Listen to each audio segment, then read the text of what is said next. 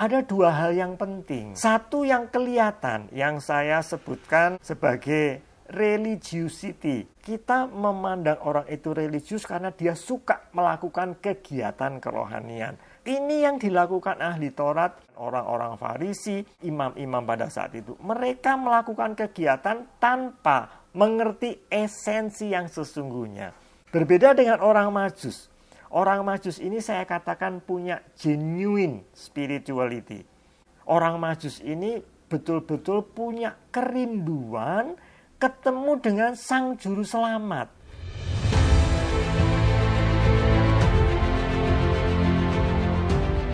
Matius 2 ayat yang pertama saya bacakan buat teman-teman, begini firman Tuhan. Sesudah Yesus dilahirkan di Bethlehem, di tanah Yudea, pada zaman Raja Herodes, datanglah orang-orang Majus dari timur ke Yerusalem. Orang Majus itu bahasa aslinya teman-teman bisa lihat di situ, yaitu magikus, magos atau mageia. Menurut bahasa aslinya ya, berkonotasi sesuatu yang tidak baik. Ahli sihir, ahli gaib, orang-orang penyembah berhala. Tetapi apakah ini yang dimaksudkan dengan Matius di kisah-kisah orang Majus? Ternyata bukan. Orang Majus dari referensi yang lain disebutkan nabi-nabi dari keturunan Abraham. Abraham itu juga di masa tuanya punya istri yang namanya Ketura. Keturunan Ketura ini adalah orang-orang yang juga menyembah Allahnya Abraham. Mereka memelihara tradisi-tradisi keagamaannya Abraham, tetapi mereka kemudian berpindah ke timur. Ada satu sumber lain, Michkus. Michkus itu orang dari timur juga, tetapi dari tanah Persia. Michkus ini adalah kelompok orang yang memang berpendidikan tinggi ya. Mereka orang-orang terhormat dan punya kekuasaan. Dikatakan bahwa Raja Persia harus diambil dari orang-orang kelompok ini. Jadi kita bisa tahu bahwa orang-orang Majus ini orang bukan sembarangan. Mereka tinggal di tanah timur, kemungkinan Arab atau Persia, tapi mereka menanti-nantikan kedatangan juru selamat yang hidup ya. Lanjut, saya bacakan dari Matius 2 ayat 2 sampai yang ketiga ya. Dan bertanya-tanya, di manakah dia, raja orang Yahudi yang baru dilahirkan itu? Kami telah melihat bintangnya di timur dan kami datang untuk menyembah. Ketika Raja Herodes mendengar hal itu, terkejutlah ia beserta seluruh Yerusalem. Nah, kita bisa belajar dari kisah ini. Ternyata pada saat Natal, ketika dulu Yesus Kristus lahir, ada beberapa respon. Yang pertama ini saya katakan sebagai masa bodoh.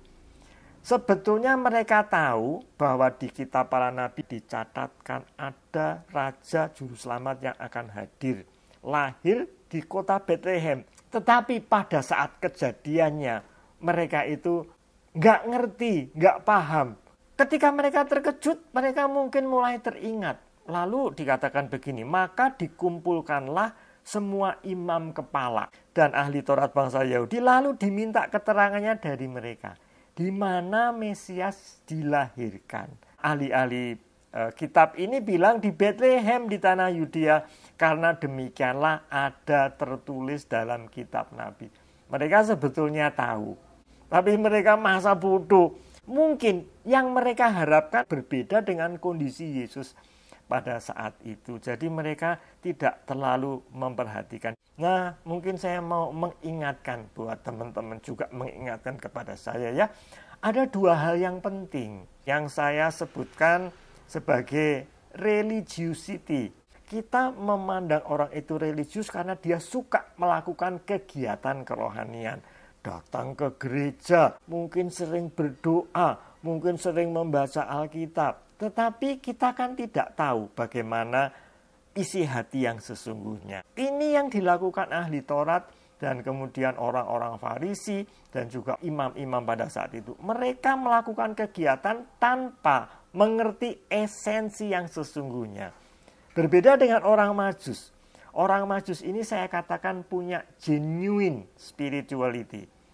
Orang Majus ini betul-betul punya kerinduan ketemu dengan Sang Juru Selamat. Mereka butuh diselamatkan, mereka butuh Tuhan, sehingga dengan cara apapun mereka akan mencari Juru Selamat. Kita boleh sering rajin persekutuan, kita sering rajin ke gereja boleh, tapi jangan lupa hal yang paling esensi adalah kita ini sesungguhnya butuh Tuhan. Maka yang kita cari bukan gereja, yang kita cari bukan pendeta, tetapi yang kita cari adalah pribadi Tuhan itu sendiri.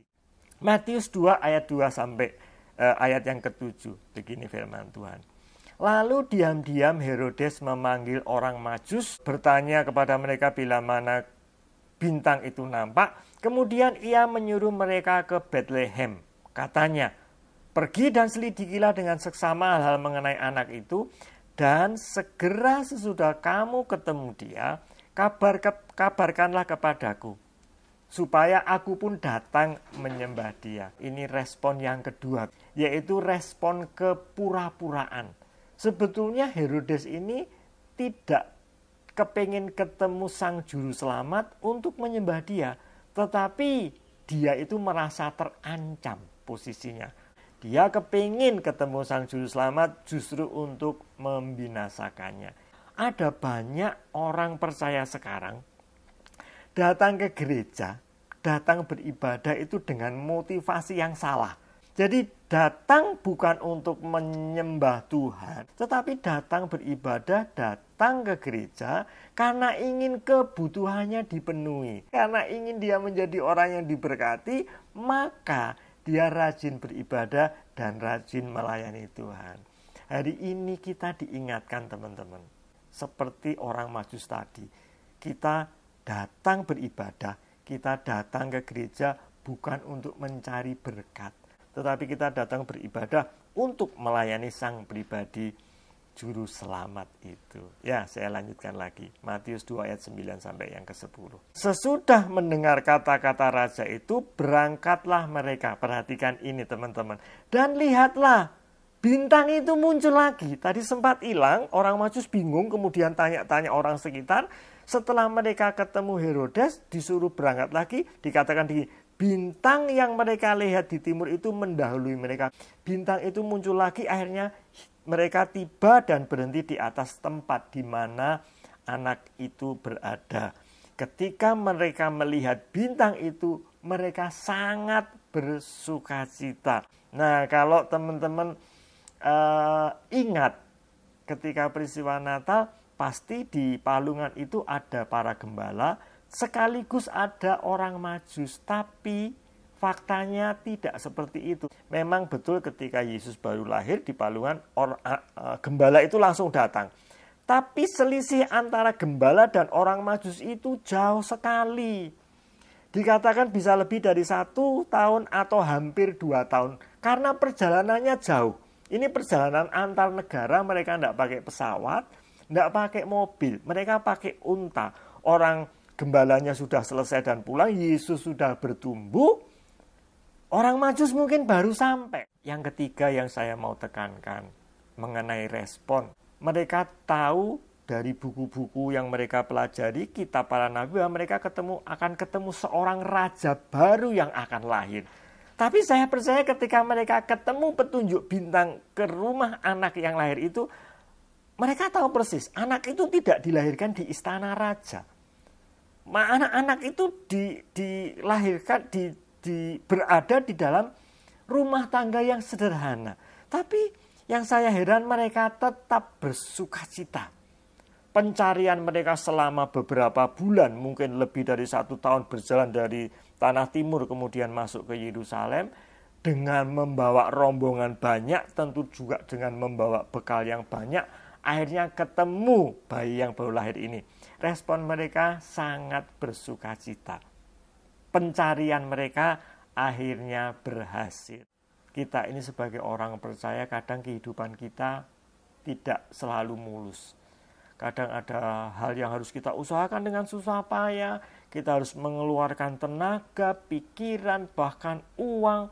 Tapi mari belajar dari orang Majus ini ya. Mereka terus berusaha, mereka terus mengikuti petunjuk Tuhan, akhirnya mereka ketemu apa yang mereka cari, apa yang mereka rindukan. Nah, kemudian ayat 11, maka masuklah mereka ke dalam rumah itu dan melihat anak itu bersama Maria ibunya, lalu sujud menyembah dia. Mereka pun membuka tempat harta bendanya dan mempersembahkan persembahan kepadanya, yaitu emas, kemenyan, dan mur. Emas itu salah satu tanda takluk ya.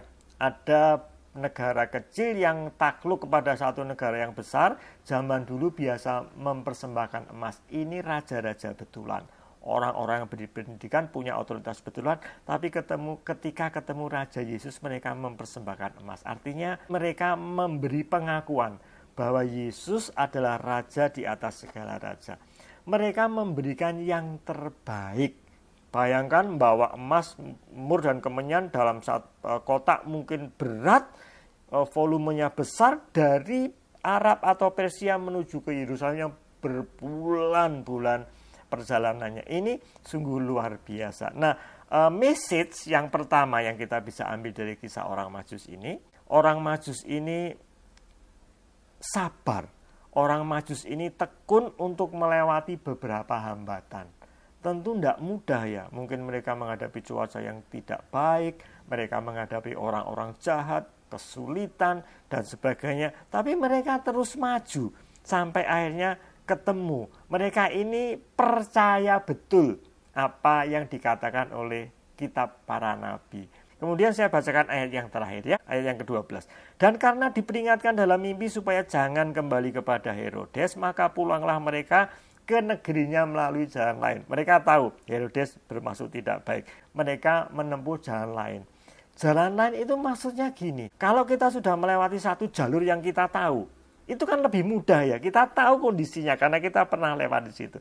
Tapi jalan lain kadang-kadang kan kita tidak tahu apakah jalannya lebih mudah, apakah jalannya lebih susah, apakah lebih aman, atau malah jalan berbahaya, kita tidak tahu. Tapi di sini dikatakan demi taat kepada mimpi, apa yang Tuhan perintahkan, orang Majus ini berani pulang melewati jalan baru, jalan lain. Nah, message yang berikutnya, yang kedua yang mau Tuhan ingatkan ketika kita membaca kisah ini adalah dalam pekerjaan juga mungkin gitu. Ada cara-cara lama yang ditempuh ya, tetapi ketika nanti cara-cara lama itu tidak bisa diaplikasikan, tidak bisa memberikan solusi, teman-teman jangan takut untuk mengambil cara-cara atau langkah-langkah yang baru. Asal semuanya berpegang kepada firman Tuhan, tentu jalan baru, cara baru itu bisa dipakai untuk mengambil solusi untuk masalah kita. Jangan lupa Natal kali ini Tuhan sudah ingatkan melalui firman ini supaya kita ingat Natal ini bukan hanya sebagai kegiatan religius saja ya, perayaan, hura-hura, tapi marilah kita ingat bahwa Natal ini mengingatkan supaya kita hidup terus diperbarui menjadi manusia yang baru.